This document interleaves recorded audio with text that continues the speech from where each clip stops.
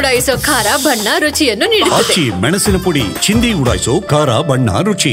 ಕಾಫಿನಾಡು ಚಿಕ್ಕಮಗಳೂರಿನಲ್ಲಿ 2 ದಿನ red alert. Malenadu ಪಶ್ಚಿಮ ಘಟ್ಟದಲ್ಲಿ ಭಾರೀ ಬಿರುಗಾಳಿ ಮಳೆ ಆಗುತ್ತೆ ಅಂತ ಮುನ್ಸೂಚನೆ ಇದೆ. ಕಾಫಿನಾಡು ಚಿಕ್ಕಮಗಳೂರಿನಲ್ಲಿ 2 ದಿನ ರೆಡ್ ಅಲರ್ಟ್. ಮಲೆನಾಡು ಪಶ್ಚಿಮ ಭಾಗದಲ್ಲಿ ಈ ಪಶ್ಚಿಮ ಘಟ್ಟದಲ್ಲಿ ಭಾರೀ ಬಿರುಗಾಳಿ ಮಳೆ ಆಗುತ್ತೆ ಅಂತ ಮುನ್ಸೂಚನೆ ಇದೆ. ಚಿಕ್ಕಮಗಳೂರು, ಶೃಂಗೇರಿ, ಕಳಸ, ಕೊಪ್ಪ, ಮೂಡಿಗೆರೆ, ಎನ್ನಾರ್ಪುರ ತಾಲೂಕಿನಲ್ಲಿ ವರುಣಾರ್ಭಟ ಜೋರಾಗಿರುತ್ತೆ ಅನ್ನೋ ಮುನ್ಸೂಚನೆ ಇದೆ. ಜಿಲ್ಲೆಯಲ್ಲಿ ರಾತ್ರಿ ಪೂರ್ತಿ ಅಬ್ಬರಿಸಿದಂಥ ವರುಣರಾಯ ಅಲ್ಲಿ ನಿಲ್ಲದೆ ನಿರಂತರವಾಗಿ ಮಳೆ ಆಗ್ತಿದೆ ಈ ಭಾಗದಲ್ಲಿ. ತುಂಗಭದ್ರಾ, ಹೇಮಾವತಿ ನದಿಗಳ ಒಳಹರಿವು ಕೂಡ ಹೆಚ್ಚಳ ಆಗಿದೆ. ನಾವೀಗ ಚಿಕ್ಕಮಗಳೂರಿನ ದೃಶ್ಯಗಳನ್ನು ನಾನು ತೋರಿಸ್ತಾ ಇದ್ದೀನಿ ನಿಮಗೆ. ರಾತ್ರಿಯಿಂದ ಕಳೆದ 2 ದಿನದಿಂದ ನಿರಂತರವಾಗಿ ಮಳೆ ಸುರಿತಲೇ ಇದೆ. ಒಂದು ರೀತಿ ಮಳೆಗಾಲ ಆರಂಭ ಆಗುತ್ತಲ್ಲ, ಆ ಸಂದರ್ಭದಲ್ಲಿ ಬರೋ ರೀತಿಯಂಥ ಮಳೆ, ಬಿಟ್ಟು ಬಿಡದಂತೆ ಸುರಿತಿರುವಂಥ ಮಳೆ. ನೀವು ಕೆಲವೊಂದು ರಸ್ತೆಗಳನ್ನು ಗಮನಿಸ್ಬೋದು. ರಸ್ತೆಯಲ್ಲಿ ಸಣ್ಣ ಪುಟ್ಟ ಮರಗಳು ಬಿದ್ದಿರೋದು. ಸ್ವಲ್ಪ ಈ ಸಂದರ್ಭದಲ್ಲಿ ಓಡಾಡುವಂಥದ್ದು ಕೂಡ ಜನ ಸ್ವಲ್ಪ ನೋಡ್ಕೊಂಡು ಓಡಾಡಬೇಕು. ಯಾವ ವಿದ್ಯುತ್ ಕಂಬ ಬೀಳುತ್ತೆ, ಯಾವ ಮರಗಳು ಬೀಳ್ಬೋದು ಅಂತ ಹೇಳೋಕ್ಕೆ ಸಾಧ್ಯ ಆಗಲ್ಲ. ಚಿಕ್ಕಮಗಳೂರು ಹೇಳಿ ಕೇಳಿ ಗುಡ್ಡಗಾಡು ಪ್ರದೇಶ, ಹೆಚ್ಚಿನ ಸಿಂಗಲ್ ರೋಡ್ಗಳು ಬರುವಂಥ ರಸ್ತೆಗಳೇ ಹೆಚ್ಚು.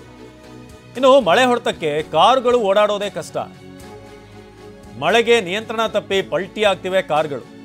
ನಿನ್ನೆ ಒಂದೇ ದಿನ ಹಲವಾರು ಅಪಘಾತಗಳಾಯಿತು. 4-5 ಅವಘಡ.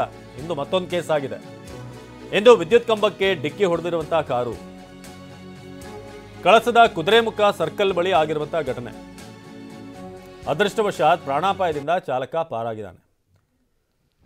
ನೋಡಿ, ಸೇತುವೆ ಕೆಳಗೆ ಬಿದ್ದಿರುವಂತಹ ಕಾರುಗಳು, ಈ ತರ ವೆಹಿಕಲ್ಗಳು ಅಪ್ಸೆಟ್ ಆಗ್ತಿವೆ. ಇದಕ್ಕೆ ಒಂದು ಕಾರಣ ಅಲ್ಲಿ ದಟ್ಟವಾಗಿ ಕವಿದಿರುವಂತಹ ಮಂಚು, ಜೊತೆಗೆ ಮಳೆ ಹೆಚ್ಚಾದಾಗ ನೀವು ಎಷ್ಟೇ ವೈಪರ್ ಹಾಕಿದ್ರೂ ಕೂಡ ಎದುರುಗಡೆ ವಿಸಿಬಿಲಿಟಿ ಕಡಿಮೆ ಆಗುತ್ತೆ.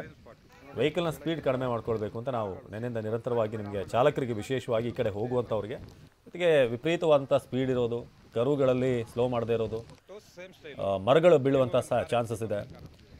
ಸೊ ನಮ್ಮ ಚಿಕ್ಕಮಗಳೂರಿನ ಪ್ರತಿನಿಧಿ ಅಶ್ವಿತ್ ಈ ಬಗ್ಗೆ ಹೆಚ್ಚಿನ ಮಾಹಿತಿಯನ್ನು ನೀಡ್ತಾರೆ ನೇರ ಸಂಪರ್ಕದಲ್ಲಿ. ಅಶ್ವಿತ್, ಈಗ ನಾವು ಗಮನಿಸ್ತಾ ಇದ್ದೀವಿ ಹೇಗೆ ಮಳೆ ಚಿಕ್ಕಮಗಳೂರು ಭಾಗದಲ್ಲಿ ನಿಧಾನವಾಗಿ ತನ್ನ ವೇಗವನ್ನು ಹೆಚ್ಚಿಸ್ಕೊಳ್ತಾ ಇದೆ ಅಂತ.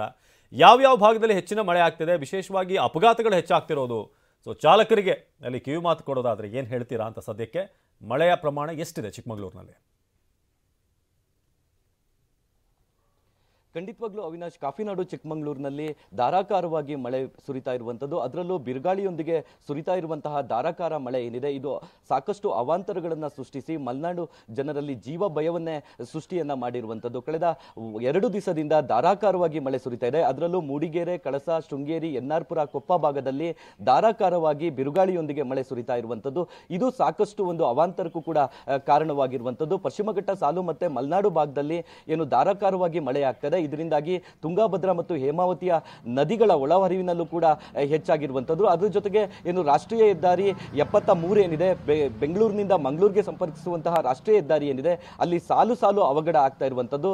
ಜೊತೆಗೆ ಏನು ವಾಹನ ಚಾಲಕರು ತಮ್ಮ ನಿಯಂತ್ರಣವನ್ನು ತಪ್ಪಿ ಹೇಮಾವತಿ ನದಿಯ ತೀರಕ್ಕೆ ಬೀಳ್ತಾ ಇರೋದನ್ನ ನಾವಿಲ್ಲಿ ನೋಡ್ತಾ ಇದ್ದೇವೆ. ಜೊತೆಗೆ ಇಂದು ಕೂಡ ಕಳಸ ಪಟ್ಟಣದ ಕುದುರೆಮುಖ ಸರ್ಕಲ್ ಬಳಿ ಏನು ಫಾರ್ಚುನರ್ ಕಾರ್ನ ಚಾಲಕನ ನಿಯಂತ್ರಣ ತಪ್ಪಿ ವಿದ್ಯುತ್ ಕಂಬಕ್ಕೆ ಡಿಕ್ಕಿಯನ್ನ ಹೊಡೆದಿದ್ದನ್ನು ಕೂಡ ನಾವು ನೋಡಬಹುದಾಗಿದೆ. ಮಳೆ ಒಂದ್ ಕಡೆ ಧಾರಾಕಾರವಾಗಿ ಸುರಿತಾ ಇದೆ, ಅದ್ರ ಜೊತೆಗೆ ಸಾಕಷ್ಟು ವೇಗದಲ್ಲಿ ಗಾಳಿ ಕೂಡ ಇದೆ. ಇದರಿಂದಾಗಿ ಸಾಕಷ್ಟು ಅಪಘಾತಗಳು ಕೂಡ ಸಂಭವಿಸ್ತಾ ಇರುವಂತದ್ದು. ಯಾಕಂತ ಹೇಳಿದ್ರೆ ಪ್ರವಾಸಿಗರು ಹೆಚ್ಚಿನ ಸಂಖ್ಯೆಯಲ್ಲಿ ಕಾಫಿನಾಡು ಚಿಕ್ಕಮಗಳೂರಿಗೆ ಬರ್ತಿದ್ದಾರೆ.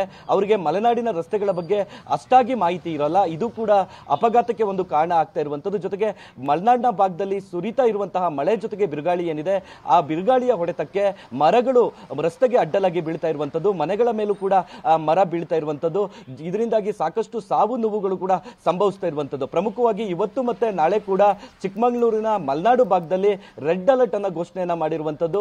ಧಾರಾಕಾರವಾಗಿ ಮಳೆಯ ಮುನ್ಸೂಚನೆಯನ್ನ ಹವಾಮಾನ ಇಲಾಖೆ ನೀಡಿರುವಂತದ್ದು. ಜೊತೆಗೆ ಜಿಲ್ಲಾಡಳಿತ ಕೂಡ ಎಲ್ಲಾ ರೀತಿಯ ಹೈ ಅಲರ್ಟ್ ಗಳನ್ನ ಮಾಡಿಕೊಂಡಿದೆ. ನದಿ ತೀರಕ್ಕೆ ಜೊತೆಗೆ ತಗ್ಗು ಪ್ರದೇಶಕ್ಕೆ ಯಾರು ಕೂಡ ತೆರಳಬಾರದು ಅಂತ ಸೂಚನೆಯನ್ನು ಕೂಡ ನೀಡಿರುವಂತದ್ದು. ಅವಿನಾಶ್, ಒಟ್ಟಿನಲ್ಲಿ ಕಳೆದ 2 ದಿವಸದಿಂದ ಏನ್ ಮಳೆ ಸುರಿತಾ ಇದೆ, ಇದರಿಂದಾಗಿ ಸಂಪೂರ್ಣ ಚಿಕ್ಕಮಗಳೂರು ಜಿಲ್ಲೆಯ ಮಲೆನಾಡು ಭಾಗದಲ್ಲಿ ಜನಜೀವನ ವ್ಯವಸ್ಥೆ ಏನಿದೆ ಅದು ಅಸ್ತವ್ಯಸ್ತವಾಗಿರುವಂತದ್ದು.